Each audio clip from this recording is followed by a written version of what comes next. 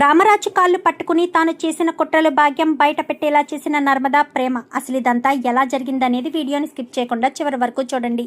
ఇల్లు ఇల్లాలు పిల్లలు అప్కమింగ్ ఎపిసోడ్స్లో ఏం జరగబోతుందో ముందుగా తెలుసుకోవాలి అనుకుంటే వీడియోని లైక్ చేసి ఛానల్ని సబ్స్క్రైబ్ చేసుకుని పక్కనే ఉన్న బెల్ సింబల్లో ఆల్ పై క్లిక్ చేయండి. ధీరజ్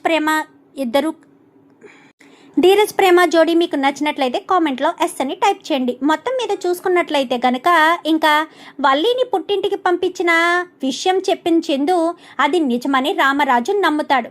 ఇంకా అలా రామరాజు నమ్మిన తర్వాత ఇంట్లో వాళ్ళంతా కూడా చాలా చక్కగా పూజ చేసుకుంటారు.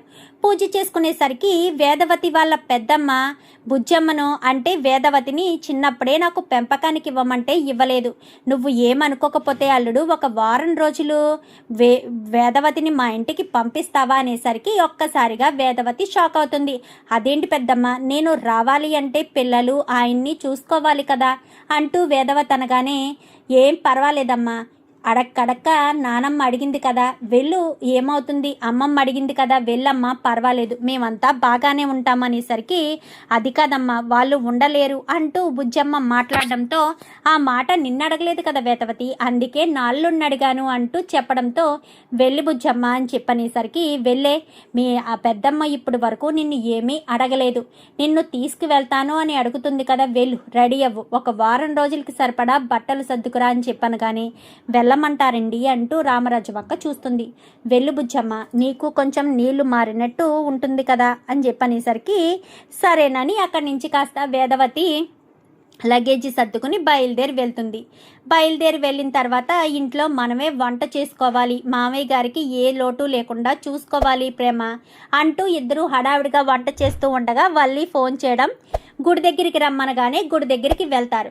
కాళ్ళు పట్టుకునే స్థితికి వల్లి వస్తుంది. కానీ వాళ్ళమ్మ భాగ్యం ఉంది కదా, నువ్వేంటే నీ తోటికోడల ముందు తగ్గుతున్నావు, నీ తోటికోడల ముందు తగ్గవలసిన అవసరం నీకే ఉందే, నీకు ఆ గతి పట్టలేదు అంటూ మాట్లాడేసరికి ఏం మాట్లాడుతున్నావమ్మా, నాకు గతి పట్టలేదు అంటావేంటి, నేను వాళ్ళ గురించి ఆలోచించట్లేదు, నా కాపురం గురించి ఆలోచిస్తున్నాను, నువ్వేం మాట్లాడకమ్మా, దయచేసి కొంచెం సైలెంట్గా ఉండమ్మా అంటూ చెప్తుంది. నువ్వే సైలెంట్గా ఉండవే, నీకు చెప్తే అర్థం కావట్లేదా, కొంచెం సైలెంట్గా ఉండు, వీళ్ళు ఎలా నిన్ను ఆ కాపురానికి రానివ్వరో నేను చూస్తాను, వారం రోజుల్లో నిన్న ఆ ఇంట్లో కాపురానికి తీసుకువెళ్ళేలా చేస్తాను అనేసరికి చూడండి ఇవి భాగ్యం గారు, మేము ఇప్పటి వరకు కూడా వల్లి బాధపడుతుంది కదా చందు బావగారితో మాట్లాడే కాపురానికి తీసుకువెళ్దాం అనుకున్నాం, ఇప్పుడు మీ పొగరు చూశాక మీ కూతురు ఆ ఇంట్లో ఎలా అడుగు పెడుతుందో చూస్తానంటూ ఇద్దరికిద్దరు ఛాలెంజ్ చేసుకుని అక్కడి నుంచి వెళ్ళిపోతారు.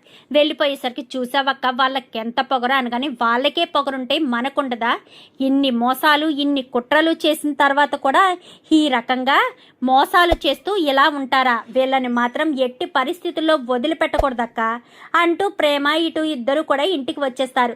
ఇంటికి వెళ్ళిన తర్వాత వల్లి చాలా కోపంగా, నీకేమన్నా పిచ్చేటే, ఎందుకు నా జీవితాన్ని నాశనం చేస్తావు, మొదటి నుంచి అబద్ధాలు చెప్పొద్దు మోసాలు చెయ్యొద్దు అని ఎంతలా మొత్తుకున్నాను, నా మాట విన్నావా, నా మాట వినిపించుకున్నావా, అవేమీ పట్టించుకోకుండా వాళ్ళని బ్రతిములాడుతున్నాను కదమ్మా, నా కాపురం నిలబడనివ్వవా ఏంటి అంటూ మాట్లాడేసరికి నీకేమన్నా పిచ్చేంటే, వాళ్ళు నీకంటే చిన్నవాళ్ళు, వాళ్ళ కాళ్ళు పట్టుకుని ప్రతిమలాడవలసిన అవసరం ఏముంది, నా కాపురం నిలబెట్టుకోవడానికి ఏం చేయడానికైనా నేను వెనకాడనమ్మా, నేను చెప్తున్నాను కదా వారం రోజుల్లో నేను నా ఇంట్లో పెడతాను అని చెప్పి ఇంకా రైస్ మిల్లుకి వెళ్తారు. రైస్ మిల్లుకి వెళ్ళేసరికి రైస్ మిల్లుకి వెళ్ళి అల్లుడు కాళ్ళ మీద పడతారు. పడినా కానీ మీ కూతురు నన్ను మోసం చేసింది, 9వ తరగతి వరకు చదివి ఎంఏ ఇంగ్లీష్ అని చెప్పింది, సరే దాన్ని ఏదో అనుకుందాము, పెళ్లి చేసుకోవడం కోసం అబద్ధాలు చెప్పింది చదువు విషయంలో అనుకుందాము, అక్కడ మా నాన్న పరువు పోయే పని కూడా చేసింది, సర్లే తప్పే వదిలేద్దాము, కానీ మీ కూతురు నా చెల్లెల విషయంలో చేసిన తప్పును మాత్రం నేను ఈ జన్మలో క్షమించను, అసలు ఏం ఆశించి నాకు మీ కూతురు నా చెల్లెల జీవితాన్ని నాశనం చేయాలి, అసలు నా చెల్లెలు ఏం తప్పు చేసింది, ఆ విశ్వ ఎలాంటి వాడో తెలిసి కూడా మీ కూతురు నా చెల్లెల విషయంలో ఎందుకు కుట్రలు చెయ్యాలి, రేపొద్దుట పెళ్ళి అనగా ముందు రోజు ఎందుకు మీ కూతురు నా చెల్లెల్ని తీసుకుని వెళ్ళాలి, నాకు ఆ విషయాలన్నిటికీ సమాధానం కావాలి, పెళ్ళికి ముందే డబ్బులు లేవు అని చెప్పి మీరు మీ కూతుర్నిచ్చి నాకు ఇచ్చి పెళ్లి చేశారు. ఇప్పుడేమో ఇలా చేస్తున్నారు. ఎట్టి పరిస్థితుల్లోనూ నేను వల్లిని క్షమించనంటే క్షమించను అంటూ ససేమిరా చెప్పేస్తాడు. చెప్పేసేసరికి అది కాదు అల్లుడు గారు అనగానే, మీరు గనక కాదు కూడదని మళ్ళీ ఇంకొకసారి రైస్ మిల్లు దరిదాపుల్లోకి వస్తే మాత్రం మా నాన్నకు విషయం మొత్తం చెప్తాను. నేను నా చెల్లి గురించి ఆలోచిస్తున్నాను. అదే మా నాన్న అయితే కూతురి జీవితాన్ని ఇలా చేసినందుకు క్షమించడు. ఆ విషయం మీకు తెలుసు. మా నాన్న ఎంతలా నమ్ముతాడో అంత కోపాన్ని చూపిస్తాడు. అది మీకు బాగా తెలుసు అనుకుంటా కదా. మళ్ళీ మళ్ళీ నా దగ్గరికి వచ్చి నా టైం వేస్ట్ చేయొద్దు. మీ కూతురికి వేరే పెళ్ళే చేసుకుంటారో ఏదో చేసుకుంటారో మీ ఇష్టం. ఎట్టి పరిస్థితుల్లో కూడా మీ కూతురు నా ఇంటి దరిదాపుల్లోకి రావడానికి వీల్లేదు. నా జీవితంలోకి తొంగి చూడడానికి వీల్లేదు. అది మాత్రం గుర్తు పెట్టుకోండి అని చెప్పి ఇంకా చందు కాస్త గట్టిగా వార్నింగ్ ఇస్తాడు. ఇద్దరు కూడా తల్లు వేలాడేసుకుని ఇంటికి వస్తారు. ఏమైందమ్మా, ఏమన్నారు? బావ ఒప్పుకున్నాడా? బావ నన్ను కాపురానికి తీసుకువెళ్తానన్నాడా? ఎప్పుడు వస్తానన్నాడు? ఇప్పుడే వస్తానన్నాడా లేక సాయంత్రం వస్తానన్నాడా? చెప్పమ్మా చెప్పు అంటూ మాట్లాడేసరికి, లేదమ్మడు, అల్లుడు గారు అస్సలు నిన్ను క్షమించేటట్టు కనిపించట్లేదు. మేము మళ్ళీ మళ్ళీ వెళ్తే గనక ఖచ్చితంగా బావగారికి చెప్పేస్తానని చెప్తున్నాడు. అసలు అల్లుడు గారు ఇంత కోపంగా ఉంటారని కలలో కూడా అనుకోలేదు. ఈ రకంగా మారిపోతారని అస్సలు అనుకోలేదు. దయచేసి క్షమించమ్మా, మేము తప్పు చేశాము, ఒప్పుకుంటాను. కానీ అల్లుడు గారి విషయంలో మాత్రం ఇలా జరుగుతుందని కలలో కూడా అనుకోలేదు. మమ్మల్ని క్షమించమ్మా వల్లి అంటూ మాట్లాడేసరికి, మీరేం తప్పు చేశారు? నా తలరాత ఇలా ఏడ్చింది. నువ్వు చెప్పినట్టల్లా విని నేనే నా తలరాతని ఇలా నాశనం చేసుకున్నాను. నా భవిష్యత్తు ఈ రకంగా తయారవుతుందని కలలో కూడా అనుకోలేదు అంటూ ఎంతగానో బాధపడుతూ ఏడుస్తూ ఉంటుంది వల్లి అయితే. అమ్మ వల్లి ఏడవకమ్మా అని చెప్పాను కానీ, నీకు సంతోషంగానే ఉంది కదమ్మా, ఇప్పుడు నీకిప్పుడు కడుపు నిండిపోయింది కదా అనగాని, అదేంటే అమ్మడు అలా అంటావు? మరి నా కాపురం నిలబెట్టుకోవడానికి నేను చేసే పని నేను చేస్తున్నాను. వాళ్ళని బ్రతిమాలుతున్నాను కదా. నువ్వు కొంచెమైనా నన్ను అర్థం చేసుకున్నావా? నన్ను అర్థం చేసుకోకుండా బ్రతిమాలుతున్నాను అన్న విషయం కూడా నువ్వు పట్టించుకోకుండా ఎందుకమ్మా ఇలా నన్ను మరీ దిగజారిపోయేటట్టు చేశావు? నా బ్రతుకుని నాశనం చేసేసావు.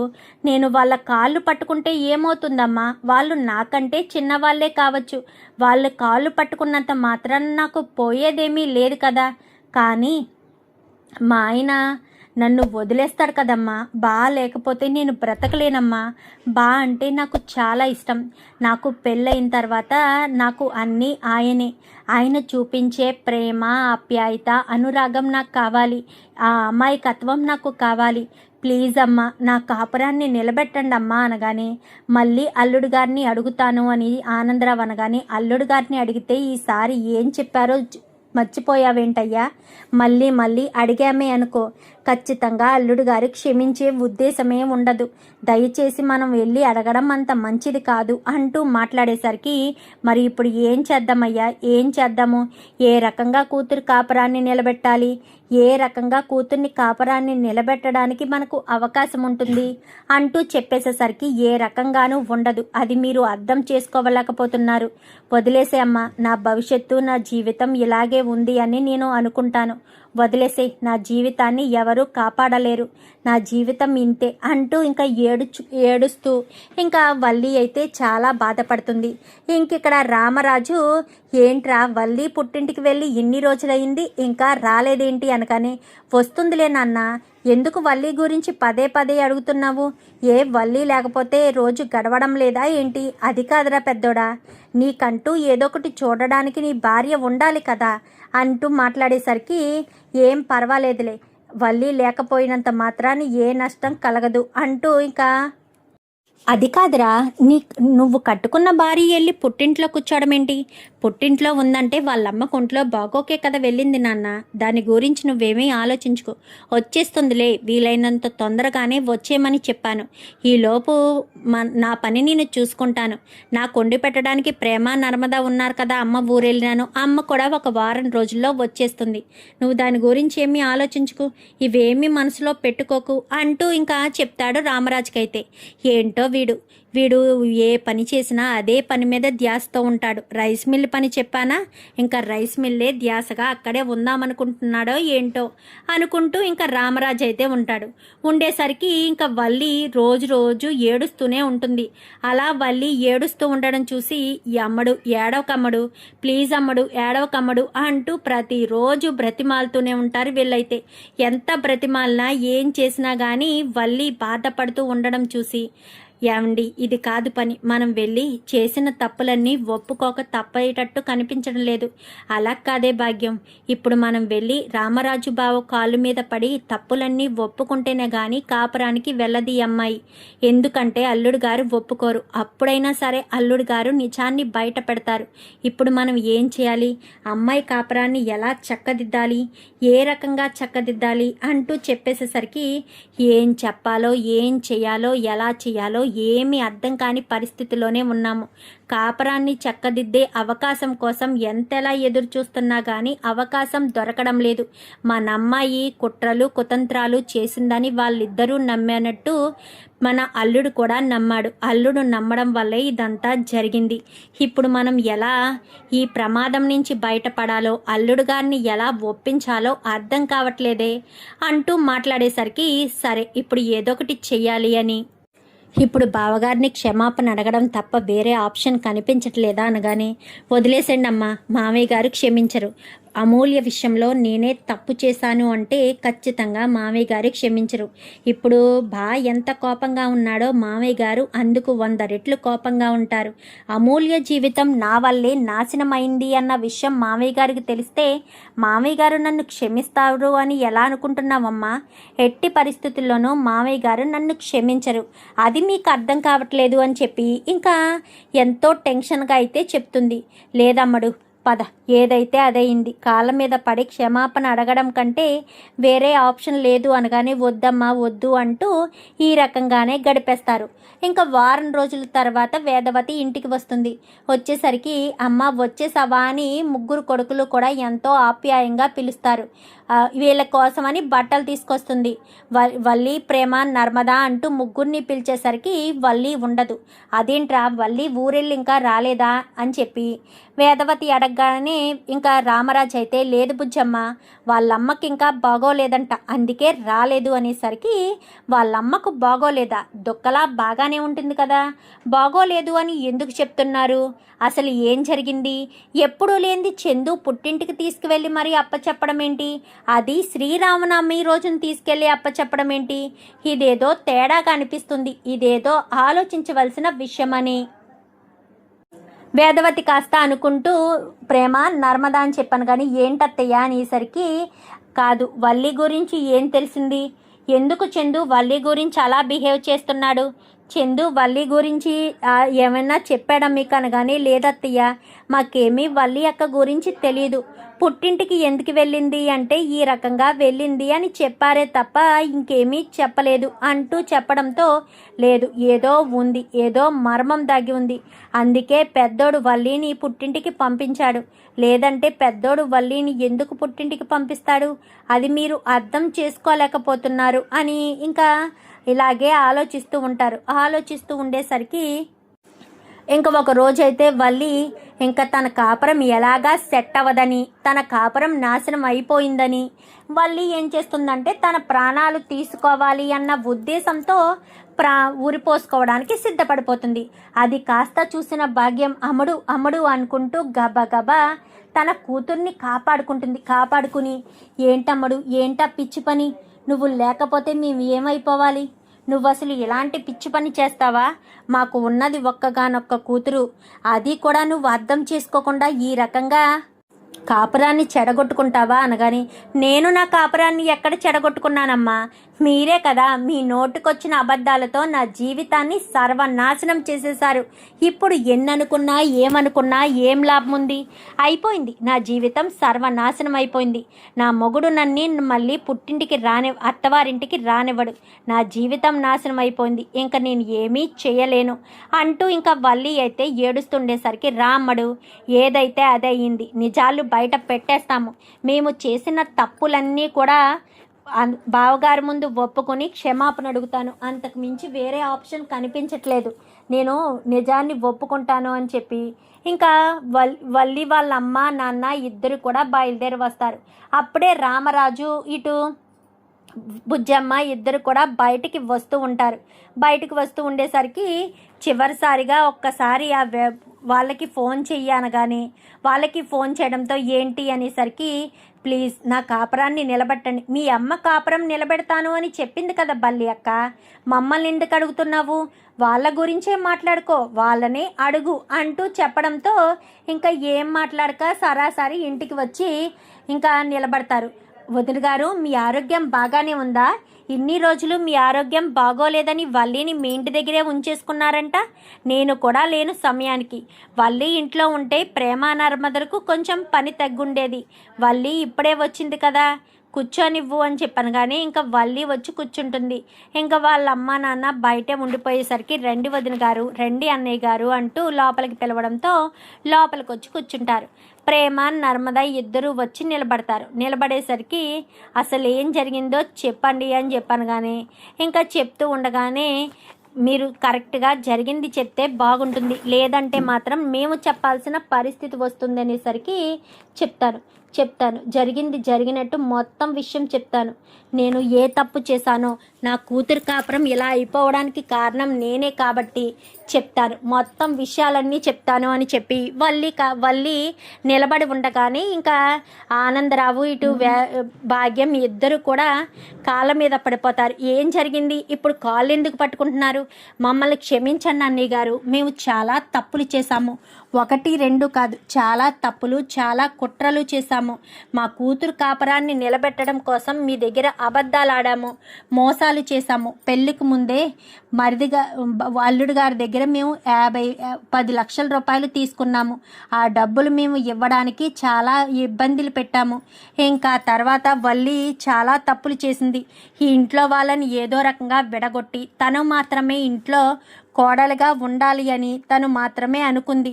అలా అనుకున్న వల్లి ఇంట్లో కుట్రలు చేసి తోటి కోడలు చేసిన చిన్న తప్పుల్ని కూడా బోతద్దంలోంచి మీకు చూపించి వాళ్ళని ఏదో రకంగా ఇంట్లోంచి బయటకు గెంటేస్తే తను శాశ్వతంగా అత్తవారింట్లో ఏకైక కోడలుగా ఉండొచ్చు అన్న ఉద్దేశంతో ఇదంతా చేసింది. తను చేసింది తప్పే, కానీ తను ఇంత పెద్దది జరుగుతుంది, ఎలాంటి పరిస్థితి వస్తుందని తను తెలుసుకోలేకపోయింది. అదే కాదు, అమూల్య విషయంలో కూడా తను తప్పే చేసింది. క్షమించండి, తను చేసిన తప్పు వల్లే అల్లుడు గారు తనని పుట్టింట్లో వదిలేశారు అనేసరికి ఏం మాట్లాడుతున్నారు, పుట్టింట్లో వదిలేయడం ఏంటి అనగానే మీకు ఒంట్లో బాగోలేదని కదా పుట్టింట్లో వదిలిపెట్టేశారు అనగానే, లేదు వదిన గారు, నాకు ఒంట్లో బాగోలేదని కాదు, కావాలనే అల్లుడు గారు మా అమ్మాయిని వదిలేశారు, ఎందుకంటే మా అమ్మాయి వల్లి విషయంలో తప్పు చేసింది, అమూల్యకు మా అమ్మాయి అమూల్య విషయంలో తప్పు చేసింది, అమూల్యకు విశ్వకు ప్రేమ రాయబారం నడిపించింది ఎవరో కాదు వల్లినే, అలాగే వల్లి అమూల్యను తీసుకెళ్ళి విశ్వకు అప్పగించింది. ఇవన్నీ దృష్టిలో పెట్టుకుని అల్లుడు గారు నా కూతుర్ని వదిలేశారు బావగారు, దయచేసి క్షమించండి, తనకొక తరుణం ఇవ్వండి, ఇంకొకసారి ఎలాంటి తప్పులు నా కూతురు ఎప్పటికీ చేయదు, నా కూతురు చేసిన తప్పుని మమ్మల్ని చూసి క్షమించండి అంటూ ఇద్దరు కాళ్ళ మీద పడి క్షమాపణ అడిగి మొత్తం విషయాలన్నీ కూడా బయట పెడతాడు. రామరాజు అవన్నీ విని ఒక్కసారిగా షాక్ అవుతాడు. అంటే ఇదంతా చేసింది కుట్ర ప్రకారం చేశారా, మీ కూతురు ఇన్ని మోసాలు చేశారా, మీరు మోసాలు చేసి వాళ్ళు తప్పు చేశారంటూ మాట్లాడతారా, మీరింత అన్యాయం ఇంత దారుణంగా ప్రవర్తిస్తారని కలలో కూడా అనుకోలేదు, అసలు మీకు ఏం అన్యాయం చేశాము, నా కూతురు జీవితాన్ని ఎలా నాశనం చేయడం ఏంటి, అసలు నా కూతురు కానీ నా కూతురు కుటుంబంలో మేం కానీ ఎప్పుడైనా మిమ్మల్ని మేము తక్కువగా చూసామా, మీకు ఆస్తి లేదు అంతస్తు లేదు అని మేము ఎంతలా అని అనుకున్నా కానీ ఏ రోజు కూడా మిమ్మల్ని తక్కువగా చూడలేదు, తక్కువ చేసి మాట్లాడలేదు, మరి అలాంటి తప్పుడు మీరు ఎలా చేయగలిగారు, ఇవేనా ఇంకేమైనా దాచిపెట్టారా అంటూ మాట్లాడేసరికి మా అమ్మాయి MA ఇంగ్లీష్ చదివింది అనేది అబద్ధం, తను చదివింది కేవలం 9వ తరగతి వరకే, తనకు ఇంగ్లీష్ చదవడం కూడా అంతంత మాత్రంగా వచ్చు, అయినా సరే ఈ విషయాన్ని మీకు చెప్పలేదు. ఇదే కాదు, ప్రతి ఒక్కటి జరుగుతున్నాయి. ఏ విషయం గురించి కూడా నేను చెప్పడం లేదు. ఎందుకంటే చెప్పి మిమ్మల్ని బాధ పెట్టడం ఇష్టం లేకే ఇన్ని రోజులు చెప్పలేదు అంటూ ఇంకా ప్రేమ నర్మద అనేసరికి, ప్రేమ నర్మద చెప్పేయన్నీ నిజమేనా అంటూ రామరాజు అడుగుతాడు. అది అన్నయ్య గారు, నిజమే అన్నయ్య గారు. నా కూతురు తప్పులు చేసింది. మేము అబద్ధాలు చెప్పాము, మోసాలు చేశాము. ఇదంతా నా కూతురి జీవితం నాశనం అవ్వకుండా నిలబడాలి అన్న ఒకే ఒక్క కారణమే తప్ప మేము ఎలాంటి పని ఎప్పటికీ చేయము. దీనివల్ల చాలా ఫుడ్ పాయిజన్ అయిందని నాకు అర్థమైంది. మేము చేసిన తప్పుడు పనికి మమ్మల్ని శిక్షించకండి. దయచేసి మందరించి వదిలేయండి. ఇంకొకసారి ఇలాంటి పరిస్థితి వచ్చినా, మేమేమన్నా తప్పు చేశామో అని మీకు అనిపించినా దయచేసి నా కూతుర్ని నా పుట్టింటికి పంపించేసేయండి. ఈ ఒక్కసారికి నా కూతుర్ని క్షమించి కాపరానికి తీసుకువెళ్ళండి అల్లుడు గారు అంటూ ఇంకా కాళ్ళు పట్టుకుని బ్రతిమాలేసరికి, ఏంట్రా పెద్దోడా, ఏంటిదంతా? అవునన్నా, వల్లీని నేనే తీసుకెళ్లి పుట్టింట్లో వదిలిపెట్టేశాను. ఎందుకంటే వల్లి చేసిన పని నాకు నచ్చలేదు. ఎందుకంటే వల్లి ఎలాంటిదో నాకు అర్థమైంది. తన జీవితం, తన కాపురం బాగుండడం కోసం ఎదుటి వాళ్ళ జీవితాలు, ఎదుటి వాళ్ళ కాపురాలు చెడిపోయినా పర్వాలేదు అని కోరుకునే ఒక వ్యక్తి. అలాంటి వ్యక్తి గురించి మనం ఎందుకు ఆలోచించాలి? దాని కాపురం ఏమైపోతే మనం ఎందుకు అంతలా ఆలోచించి మనం ఎందుకు ఇదంతా చెయ్యాలి అంటూ చెప్పేసేసరికి, అది కాదురా పెద్దోడా, ఒక్కసారి ఎవరైనా తప్పులు చేస్తారు. చేసిన తప్పుని ఒప్పుకుని క్షమాపణ అడిగి మరొక తరుణం ఇవ్వమని అడుగుతుంది కదా అనగాని, మీరు ఏదైనా చెప్పండి, నా చెల్లెలి విషయంలో వల్లి చేసింది తప్పు. ఆ తప్పుని నేను ఎప్పటికీ సమర్థించలేను. వల్లి చేసిన ఈ తప్పుని నేను ఎప్పటికీ ఊరుకోను అంటూ చెప్పేసేసరికి, అది కాదు అంటూ ఎంతగానో నచ్చ చెప్పాలని ప్రయత్నం చేస్తారు. ఎంత చెప్పినా కానీ చందు మాత్రం ససీమీర ఒప్పుకోనంటాడు. రామరాజు కూడా అదే కోపంతో ఉంటాడు, కానీ తన కొడుకు గురించి ఆలోచిస్తాడు. ఎందుకంటే చందు చాలా సెన్సిటివ్. అలాంటి చందు, అంత సెన్సిటివ్గా ఉన్న చందు భార్య తనని మోసం చేసి అబద్ధాలు చెప్పి నిజాలు దాచిపెట్టిందని, ఇలాంటి సిచ్యువేషన్లో ఇప్పుడు చందుని ఒక్కడిని వదిలేయడం కంటే నేను కోపాన్ని పెంచుకోలేదు అన్నట్టు చందు ముందు నటిస్తే చందు కూడా క్షమించే అవకాశం ఉంటుంది కదా. అప్పుడు చందు కాపురం నిలబడుతుంది. లేదంటే వల్లి దూరం అయిపోతే చందు ఏమైపోతాడు అన్న ఒకే ఒక్క కారణం చేత రామరాజు తన కోపాన్ని తనలోనే అణుచుకుంటాడు. అంటే ఇప్పుడు ఏంటమ్మా, నువ్వు తప్పు చేశాను అని పశ్చాత్తాపడుతున్నావా అని. కానీ అవును మామయ్య గారు, నన్ను క్షమించండి. అమూల్య విషయంలో నేను చేసింది తప్పే. ఇంకెప్పుడు ఇలాంటి తప్పు చేయను, ఇంకెప్పుడు ఇలాంటి మోసం చేయను. దయచేసి అర్థం చేసుకోండి, నన్ను క్షమించండి, ఇంకెప్పుడు క్షమించమని అడిగే పరిస్థితి తీసుకురాను. ప్లీజ్ బా, నన్ను క్షమించు బావా అంటూ ఇంకా వల్లి చందు కాళ్ళు పట్టుకునేసరికి, ప్లీజ్ అన్నయ్య గారు, మీరైనా అల్లుడు గారికి చెప్పండి అంటూ బ్రతిమాలడంతో ఇంకా చందునైతే క్షమించమని రామరాజు చెప్తాడు. రామరాజు అలా అనేసరికి ప్రేమ